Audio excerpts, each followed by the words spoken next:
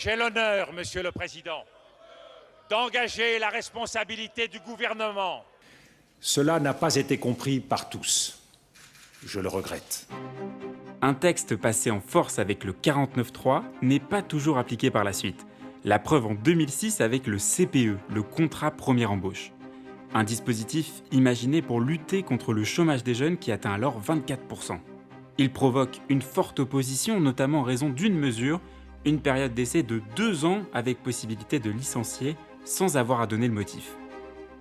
L'annonce provoque immédiatement la colère de la jeunesse, mais le 9 février 2006, Dominique de Villepin passe le texte en force à l'Assemblée nationale en dégainant le 49.3. J'ai l'honneur, Monsieur le Président, d'engager la responsabilité du gouvernement. Procédure d'urgence, aujourd'hui 49.3. Donc tout est fait pour qu'il n'y ait pas véritablement d'explication devant les Français à travers un débat parlementaire. C'est un véritable scandale que l'intervention du Premier ministre qui ose prétendre que ce projet de loi est protecteur pour les jeunes alors qu'il va leur casser leur vie. Après ce 49.3 explosif, le mouvement social s'intensifie.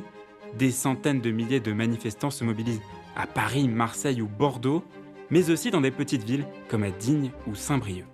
Des petites villes comme Digne, d'habitude calmes et sans histoire, ont été le théâtre de cortèges importants. Poitiers, Nord, Châtellerault, le pays charentais en émoi. CPE pour cherche pigeon à exploiter.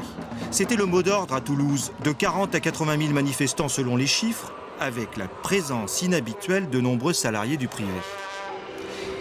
Dominique de Villepin persiste et le texte est promulgué le 31 mars 2006, mais revirement surprise le jour même, Jacques Chirac tient une allocution et annonce la suspension de l'application du texte. J'ai entendu également des inquiétudes qui s'expriment chez de nombreux jeunes et chez leurs parents. Et je veux y répondre.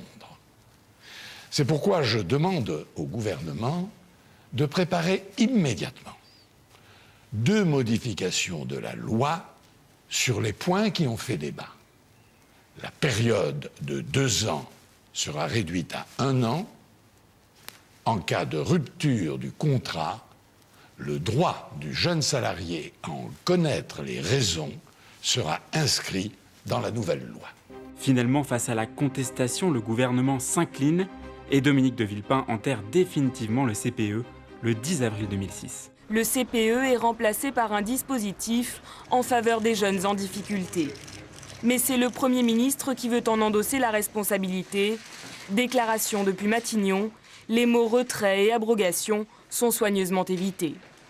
J'ai proposé au président de la République, qui l'a accepté, le remplacement de l'article 8 de la loi sur l'égalité des chances par des mesures en faveur de l'insertion professionnelle des jeunes les plus en difficulté. J'ai voulu agir vite, parce que la situation dramatique et le désespoir de beaucoup de jeunes l'exigent. Cela n'a pas été compris par tous. Je le regrette. Du CPE, il ne reste rien, si ce n'est un exécutif affaibli et au plus bas dans les sondages.